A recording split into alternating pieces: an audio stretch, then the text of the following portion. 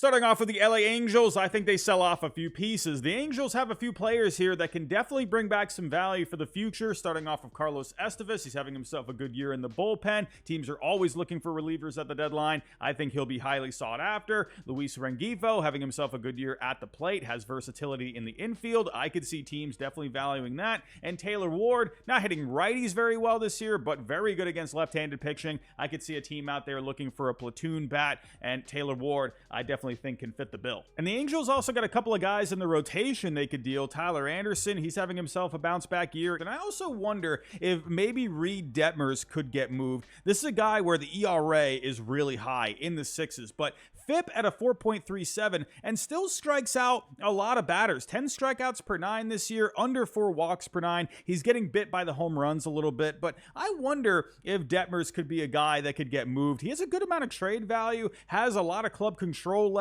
Moving on to the Houston Astros, and I think they'll trade for a starting pitcher. Now, the Astros, they had a lot of issues with their starting pitching at the beginning of the year, but they have stabilized. They're 11th overall over the last month, but I still think they could add some more depth to this rotation. You still got Valdez here. Hunter Brown has really turned it around. You got a couple of guys going to be coming back eventually. Verlander, Lance McCullers Jr. as well, but you don't have Christian Javier for the rest of the year. You know, sure, you got a couple other guys like Arrighetti and Blas here, but I think one more pitcher would make a lot of sense. However, when it comes to the Astros farm system, they're only 29th overall. They got a couple of guys they could move, though. I just don't think they're going to break the bank. I could see possibly a Jack Flaherty, a Cal Quantrill, I think could make some sense. Maybe a few guys that are under control for next year as well. Someone like a Zach Eflin, I think could make some sense. Zach Littell on the Rays as well. You got Eric Fetty possibly. For the Oakland A's, I think they're going to trade Brent Rooker. Rooker is having a monster season at the plate. He's hitting 290, a 368 on base, a 571 slugging, a 165 WRC plus, 22 home runs at the time of this recording. A team out there will absolutely want this guy in their lineup. He is going to cost you something, but he's not going to require a boatload of prospects. When you're getting Brent Rooker, you're really just getting a bat. There's not a lot of defensive value there. He's probably just going to be more of a DH, a left fielder, maybe play some right. But you will have to give up something for Brent Rooker. I say the Oakland A's, they take advantage of his value while it's this high, and they get back a pretty good package of prospects. For the Toronto Blue Jays, I think they hang on to both Bo Bichette and Vlad Jr., but they trade Yusei Kikuchi. Now, when it comes to Bo Bichette, he's having the worst year of his career. He's having injuries this year. So in the end, I think the Blue Jays are not going to be satisfied with what teams would even offer for Bo Bichette. I think they'd rather hang on to him, bank on a bounce back for next year, and go for it in 2025, retool in the offseason. But with Vlad Jr., he's having a really good season, has a WRC plus of 138, hitting 292 with a 362 on base and a 473 slugging, getting more closer to those numbers that we saw in 2021. But with Vlad, like I said, I think the Blue Jays would rather hang on to him, use him to try and compete for next year. But even when it comes to a trade, I just don't think they're going to be able to get a lot for him. Playing first base, a low value position, that's going to decrease his overall value. And with Vlad, you got to remember, he's making a lot of money. He's making right around $20 million this year, and that's only going to go up next year. So that's going to diminish his value as well. So I think in the end, you know, the Blue Jays are just not going to get enough for these two guys. I think they would probably see more value in hanging on to those guys. Now, when it comes to Yusei Kikuchi, absolutely, I think this guy's going to be on the move. He's a rental guy, having a pretty decent year. That ERA is a little bit high at 4.54, but the FIP is at a 3.58. I could absolutely see a team looking to add Kikuchi for the rotation and make a push down the stretch. For the Atlanta Braves, I think they trade for Brent Rooker. Back to Brent Rooker, shall we? And I think the Braves are the perfect landing spot for him. They lost Ronald Acuna Jr. at the beginning of the year. Now they just lost Ozzie Albies. They only rank 18th overall in WRC+. We already went over the numbers with Brent Rooker. I think this is an impact bat that I think can get the Braves back on the right track. And with the Oakland A's, I think they need some pitching in their organization. And the Braves, they have a couple of guys you can start a package off with. You got the number one prospect, A.J. Smith-Shawver. You got J.R. Rich, who's having a pretty decent year down in the minor leagues. And then you got a couple other guys in here that you could maybe put into a package like this. And I think for the Oakland A's, they definitely could use some more pitching in their system. They only have one 50-grade pitcher at the moment. So I think this would be a good addition for the Oakland A's. Get get Brent Rooker on the Atlanta Braves. They need a bat. For the Milwaukee Brewers, I think they trade for a starting pitcher. They traded away Corbin Burns in the offseason, so it was expected they would take a step back in this department. They're only 25th overall in Fangraph wins above replacement with the starting pitching. They've also had a lot of injuries as well. DL Hall, who they acquired in the Corbin Burns trade, he's had some knee issues. Wade Miley, Robert Gasser out for the year. They'll get Joe Ross back eventually, but they need someone else in their rotation. I know they got Aaron Savali, but they need one more guy here. And I think guys like Eric Fetty, who get a lot of ground balls, could make some sense. The Brewers have a good infield, so I think that could be a good pairing. Maybe someone like a Zach Eflin, I think could make some sense. But the Brewers, I think they go for some starting pitching. For the St. Louis Cardinals, I think they add a starting pitcher to go along with Sonny Gray at the top of the rotation. Now, if you asked me a couple of weeks ago, I would have said probably an upgrade for center field. Michael Ciani, the defense has been amazing, but there hasn't really been much of a bat there. But they're going to be getting Tommy Edman back eventually. That's a guy that can go out in center field. He can play in the infield as well. So I feel like the Cardinals are probably going to stand pat with the offense, try to get more production out of these guys down the stretch. But when I'm looking in the rotation, Miles Michaelis hasn't really done all that much this year. ERA in the fives. Lance Lynn has been a bit up and down. I feel like they add another guy to go along with Sonny Gray. I would love Nathan Eovaldi for the Cardinals. I think that's a proven playoff guy that can go 1-2 with Sonny Gray in the postseason. If not him, they have been connected with Eric Fetty. I think Zach Eflin, once again mentioning him, I think could be a good fit here. But I think the Cardinals, they bolster the top of that rotation. For the Chicago Cubs, I think they end up selling a couple of pieces to clear some payroll for the offseason. As of right now, they're 49-53. They're 3.5 back in the wild card race. They're playing well under expectations. And Jed Hoyer has already come out and said if they don't turn it around, then they're probably not going to be adding for the 2024 team. But for the Cubs, what I could see them doing is selling off a couple of pieces and looking towards the offseason. You got someone like a Jameson Taillon who's going to be making $18 million next year. I could see them trying to free that up, and that way they can give them some more flexibility in the offseason. And you also maybe got someone like Nico Horner, where you got a couple of guys like Matt Shaw, James Triantos down in the minor leagues. They're getting a little bit closer to Major League ready. Maybe Nico Horner could end up bringing back a good package of players. Maybe that could include a Major League ready player in there as well. But I think for the Cubs, they're going to look to clear some payroll here. For the Arizona Diamondbacks, I think they trade for a relief pitcher. Now, the rotation has been in shambles all year. They've had a lot of injuries. Gallen has had his injuries. Kelly's been out. Erod's been out the entire year. Montgomery's been dealing with some issues lately. Andy's been a bit of a bust this year. But I think those guys are going to be back for the second half. I think the rotation will be fine. The bullpen, on the other hand, only ranks 28th overall in Fangraph wins above replacement. Now, I like the back end of the bullpen. You got Sewald, Martinez, Thompson. You got Ginkel back here as well. But I think they could add another arm here, kind of help bolster things. I think they're going to make a small move for the bullpen. For the LA Dodgers, I think they pull off a blockbuster. The Dodgers are one of the few teams in Major League Baseball that have the prospects to get a big deal done. Take a look at all the high-value prospects they have. They got the number one prospect, Dalton Rushing, who is blocked in their system. He could definitely be a part of a deal. Josue DePaula has a good bat a little further away, but still a lot of value there. You got some other guys like River Ryan, Yuendry Vargas, Diego Cartaya, even someone like James Outman, a Major League ready center fielder. I think he could be used in a deal. Let's say they got Luis Robert back. You could send him back to the Chicago White Sox. Maybe you could even do someone like Bobby Miller. They're going to be getting Glasnow, Kershaw back this week. You got Yamamoto, who should be back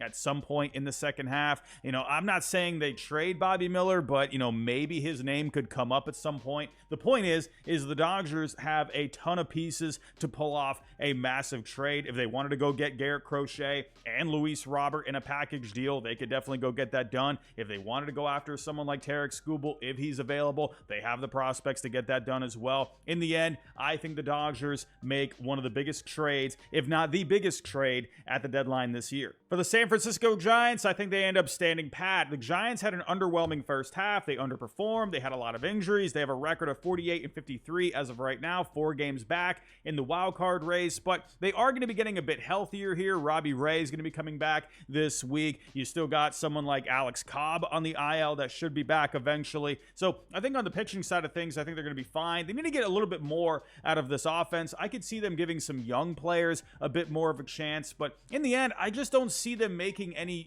major moves. I think they added a lot this past offseason, and I think they're going to try and make a run in the second half. We'll see how that goes. I think if they do sell, maybe they end up selling, one of their bats, but I don't think they're going to do anything crazy. For the Cleveland Guardians, I think they trade for a starting pitcher. The Guardians have been one of the best teams in baseball this year. They have been sputtering a bit as of late, but they still stand atop the American League Central with a record of 59-40. However, this rotation needs an upgrade. They're only 29th in Fangraph wins above replacement when it comes to the starting pitching. Sure, Bybee, he's been solid this year. They just got Gavin Williams back. Ben Lively's been okay this year, but Carrasco hasn't been all that great. Tristan McKenzie, Logan Allen, they got sent back down to the minor leagues. I think they need to add something to this rotation. But when it comes to the Guardians payroll, they never really seem to want to add a lot of money to the payroll. Maybe that'll be a bit different this time. Maybe they could add a little something, but I could see a rental like Yusei Kikuchi. He's not owed that much more money for the rest of the year. He can give him a bit of a boost for the rest of the year. And, the FIP is a lot better than at 3.58 than the ERA at 4.54. I think could give them a bit of a different look in the rotation. I think Yusei Kikuchi, when you factor in everything, I think makes the most sense. For the Seattle Mariners, I think they trade for a bat, but not just any bat. I think they go for a player that gets on base, doesn't strike out all that much, and someone that makes a good amount of contact. For the Mariners right now, they're 53-49. They've been scuffling lately. The Astros have roared back into first place here. The Mariners need to do something with this lineup. They're only 22nd overall in WRC+. They have the highest strikeout percentage in Major League Baseball this year. They're only 28th in on-base percentage. They need some more contact in this lineup. I think someone like Yandy Diaz could make some sense for them.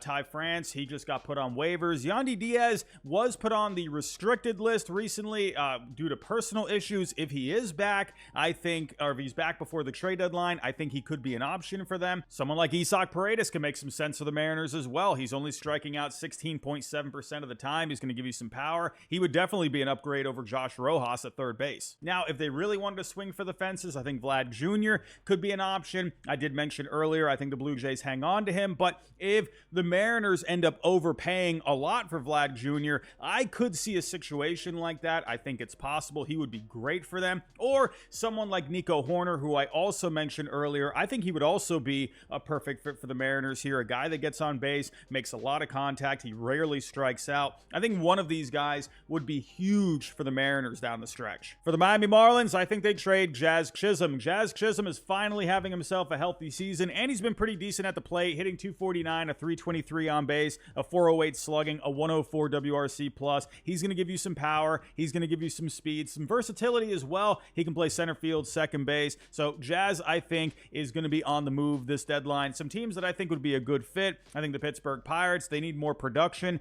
out in center field. Jack Sawinski has not been getting it done this year. I think the Yankees, they can maybe use him. All right, Gleyber Torres has not been productive this year at second base, so you could have Jazz simply slide in there, and they could use some more speed in the lineup. He would definitely help out in that department. I mentioned the Mariners earlier. They could use a bat that gets on base, doesn't strike out a whole bunch. Jazz, I think, could fit there. I think there are some better alternatives out there, but the Mariners, I could see them making some kind of a move to get some energy into their lineup a little bit. Or maybe the Kansas City Royals. Kyle Isbell hasn't been giving you a lot of production out in center field. I just wonder if the Royals will be able to afford Jazz Chisholm. He's going to be a bit pricey. This is a guy that has good projections over the next couple of years. He's going into his prime years, and he's cheap. So he's going to be pretty expensive to acquire, but I do think he's going to be on the move. For the New York Mets, I think they trade for a relief pitcher. The Mets got off to a tough start this year, but then Gribbis came around, Jose Iglesias had a concert, and here they are hanging on to the third wild card spot with a record of 51-48. Now, when it comes to the Mets, they have one of the better offenses in the game, so I think the lineup is fine.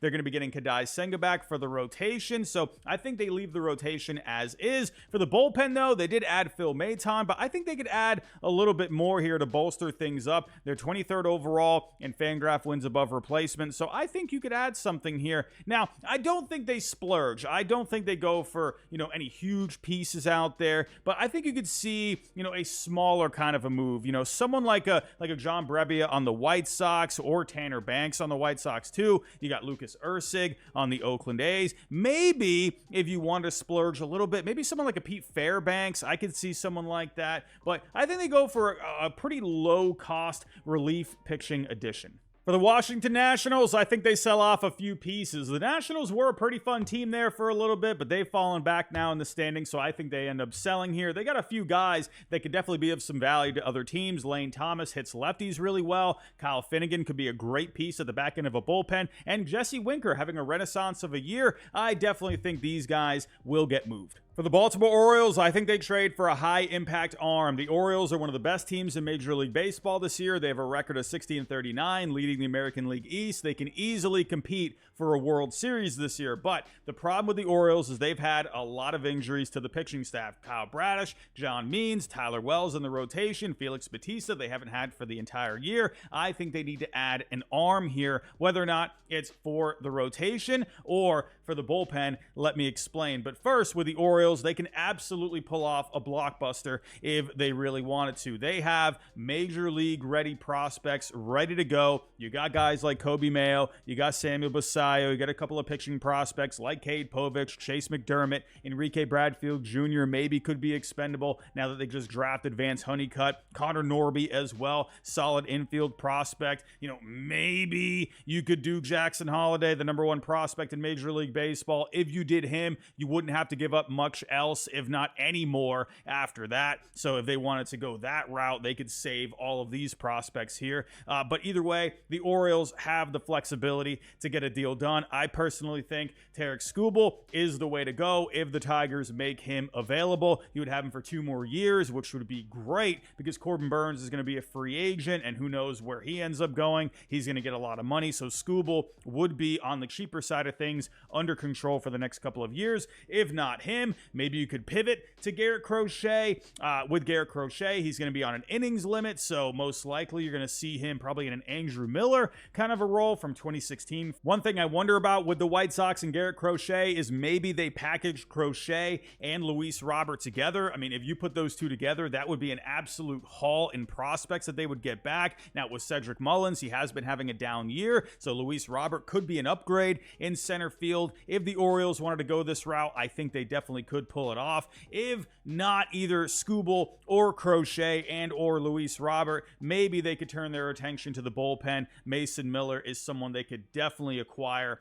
Mason Miller, he's having an amazing year in the bullpen this year, and he has a ton of control. He has 5 more seasons after this year. You could put him in the rotation next year.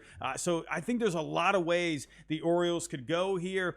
Either way, I think they're going to pull off something, whether or not it's for the rotation or for the bullpen. For the San Diego Padres, I think they trade for a starting pitcher. The Padres are currently in the thick of things in the wild card race with a record of 52-50, but I think they need to improve the starting rotation. Dylan Cease has been amazing this year. What a great pickup he's been. Michael King, he's been amazing after a couple of bumpy starts in the beginning of the year. Matt Waldron's been solid, but you've had Yu Darvish and Joe Musgrove dealing with injuries, and Yu Darvish is dealing with some personal issues off the field, so who knows when he comes back. I think they need to add something for this rotation. Now, with the Padres, you know, they've been dealing a lot of prospects over the last few years, so I don't think they're going to be able to afford guys like Garrett Crochet or Tarik Skubal, but I think someone like a Yusei Kikuchi could make a lot of sense. You know, you got a couple of prospects here like Graham Polley, Adam Mazur that, you know, you could include in a deal where, you know, yes, they have some value, but not a tremendous amount, but enough to be able to get back a decent rental like a Yusei Kikuchi, maybe a Jack Flaherty, who I've mentioned in this video too. So I think the Padres, they're going to add something for the rotation. For the Philadelphia Phillies, I think they add a right-handed bat that can hit left-handed pitching well. The Phillies have the best record in Major League Baseball as of right now with a record of 63-37.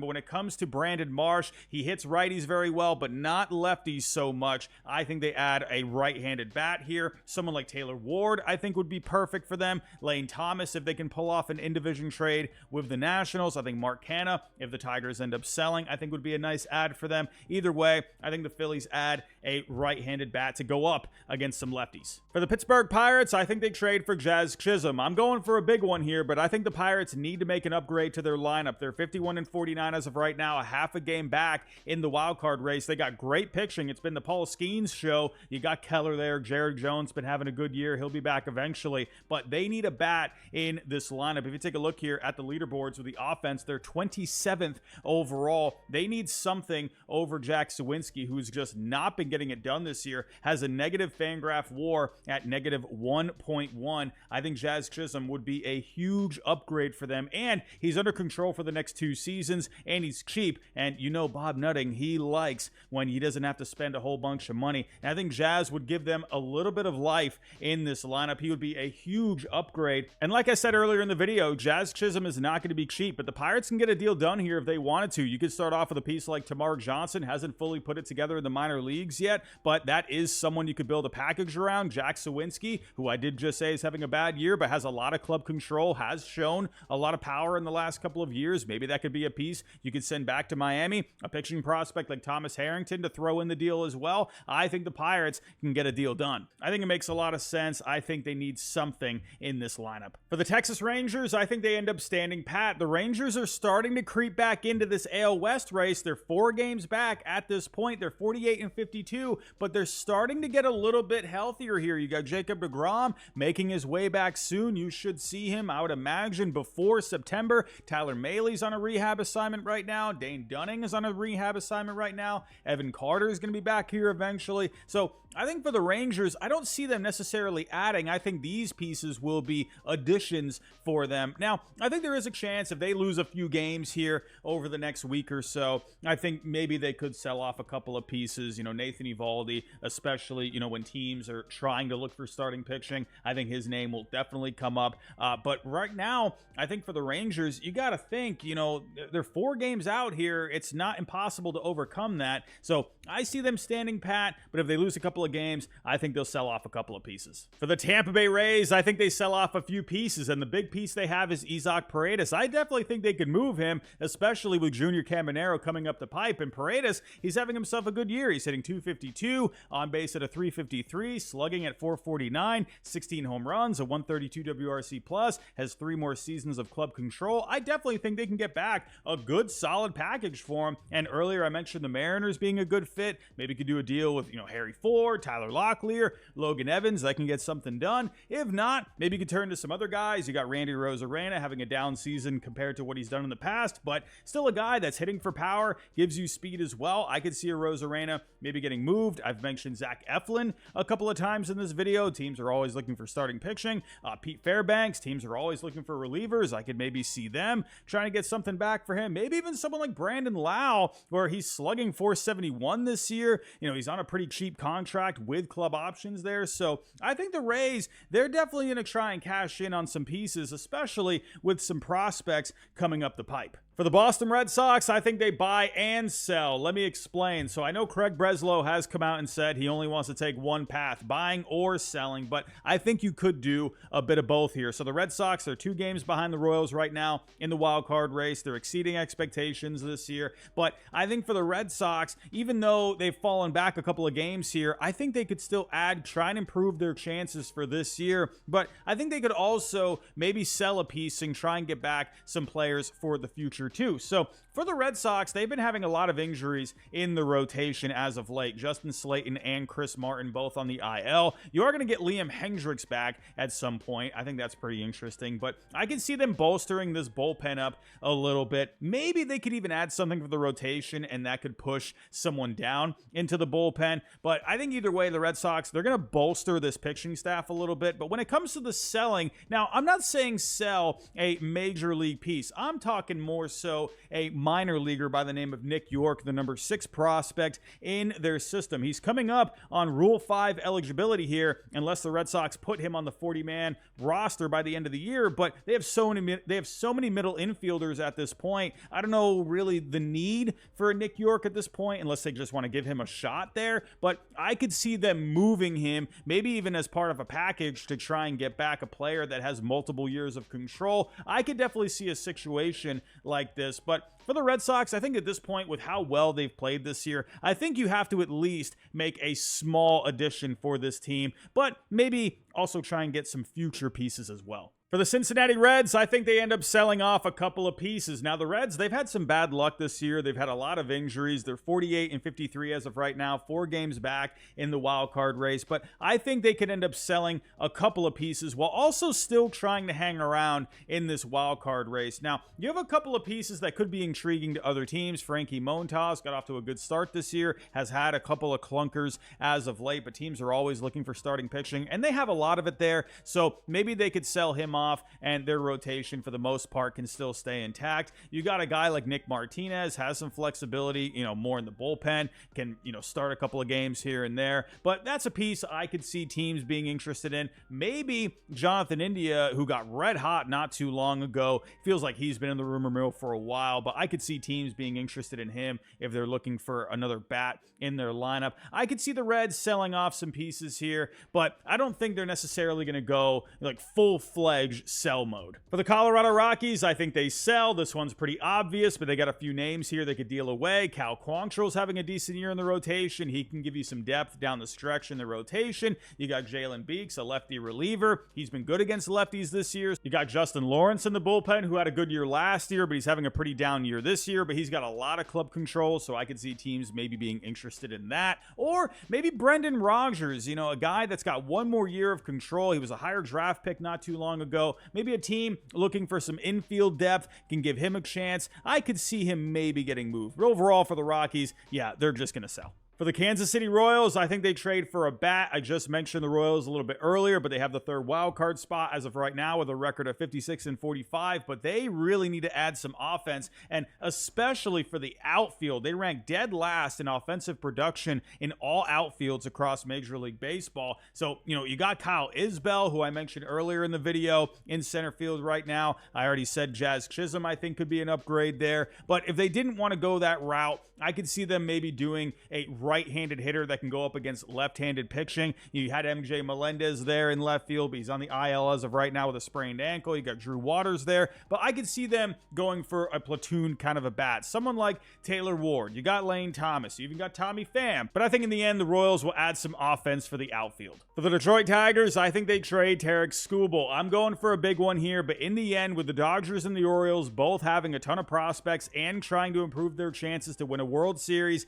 I think one of those teams gets desperate, and I think they offer the Tigers a package that's just too good to turn down, and I think Tarik Skubal will be on the move. I've already talked about how good of a year he's having. He's having a Cy Young kind of a season. He would bring back a massive package for the Tigers that I think would be just too good to turn down. I also think Jack Flaherty in the end will be on the move. He's a rental, and he's having himself a really good year. I think the Tigers, with where they're at in the standings, yeah, they are going to be looking to compete next year as well, but I think you can trade these guys, you can retool in the offseason, and then those players that you're going to get back for these guys, they can help you compete for next year. For the Minnesota Twins, I think they trade for a starting pitcher. The Twins have been a solid team this year, but I think they could use some more depth in the rotation. You got Chris Paddock on the IL as of right now, and Simeon Woods Richardson, I would imagine, is going to have some kind of an innings limit. So I think another starter to help down the stretch, and even in the postseason, would be a good move. You got Yusei Kikuchi. I think he makes a lot of sense. Or if you wanted to go with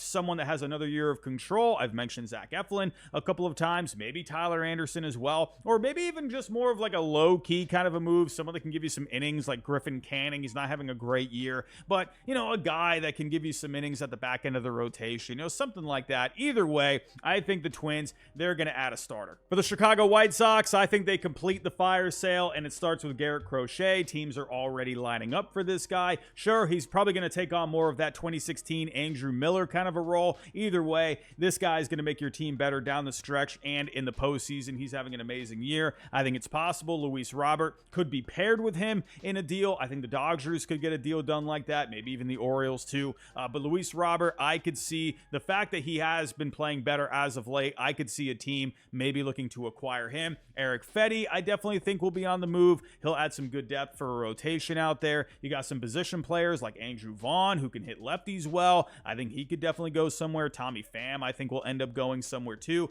Paul DeYoung, he's having a pretty solid year at shortstop. He's hitting for power this year. I think he'll end up getting moved. And then you got a couple of bullpen guys, Michael Kopech, you got Tanner Banks. The White Sox are going to be very active at the trade deadline. And last but not least, I think the New York Yankees trade for an impact reliever. As of right now, the Yankees are 60-42. They're a game and a half back in the AL East. They have the first wild card spot, but I think they need to bolster the back end of the bullpen. You got Clay Holmes as the closer, but I think they could use another lefty back here. Give them another look at the back end of the bullpen, either in a setup role or he can close on certain nights. And I think the perfect guy is Tanner Scott on the Marlins, having a great year. If not him, I think someone like Carlos Estevez could make some sense. Maybe someone like Kyle Finnegan could make some sense. I'll also, maybe throw in Garrett Crochet here. They have been linked to Garrett Crochet a little bit. If they're willing to give up Spencer Jones, maybe a couple other pieces, I think they could land him. I think he would be a really nice fit for the Yankees. But let me know what you think down below. What do you think of my predictions? Give me your predictions down below in the comments. But everyone, that's all I got for right now. If you can on the way out, hit that like button for me. Subscribe if you're new, and I'll talk to you next time.